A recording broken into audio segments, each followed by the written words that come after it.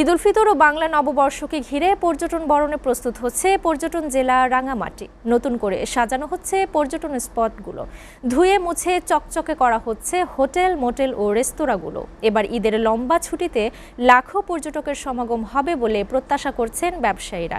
আর পর্যটকদের নিরাপত্তায় বিশেষ ব্যবস্থা নিয়েছে ট্যুরিস্ট পুলিশ। মোহাম্মদ সোলাইমানের প্রতিবেদন।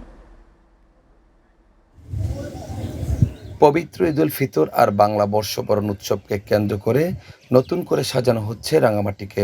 পর্যটক বরণে জেলার সর্বত্র চলছে সংস্কার ও সাজসজ্জার কাজ। লম্বা ছুটিতে ব্যাপক সমাগম হতে পারে পর্যটকের, তাই আবাসিক হোটেল, রেস্টুরেন্ট, পর্যটন স্পট, রিসোর্ট ও ট্যুরিস্ট বোট মালিকদের চলছে পর্যটক বরণের প্রস্তুতি।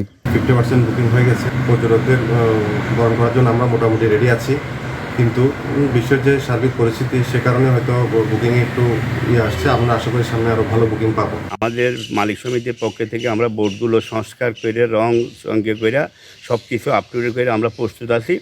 রাজনৈতিক পরিস্থিতি স্বাভাবিক হওয়ায় এবার জেলায় সর্বোচ্চ সংখ্যক পর্যটকের পদচারণায় মুখর হয়ে উঠবে রাঙামাটির পর্যটন স্পটগুলো। এতে ব্যবসা বাণিজ্য চাঙ্গা হবে বলে প্রত্যাশা ব্যবসায়ীদের।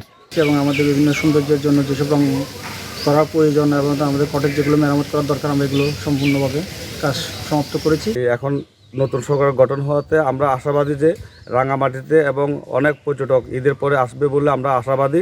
এদিকে পর্যটকদের নিরাপত্তা ও সেবা দিতে ব্যাপক প্রস্তুতির কথা জানান ট্যুরিস্ট পুলিশের এই কর্মকর্তা।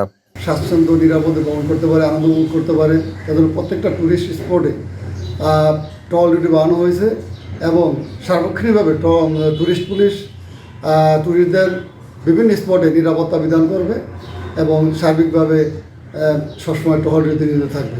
মধ্যপ্রাচ্যের যুদ্ধ পরিস্থিতি ও জ্বালানি তেলের সংকট পর্যটন ব্যবসায় কিছুটা নেতিবাচক প্রভাব ফেলতে পারে বলে আশঙ্কা সংশ্লিষ্টদের। মোহাম্মদ সোলাইমান, SA টিভি, রাঙামাটি।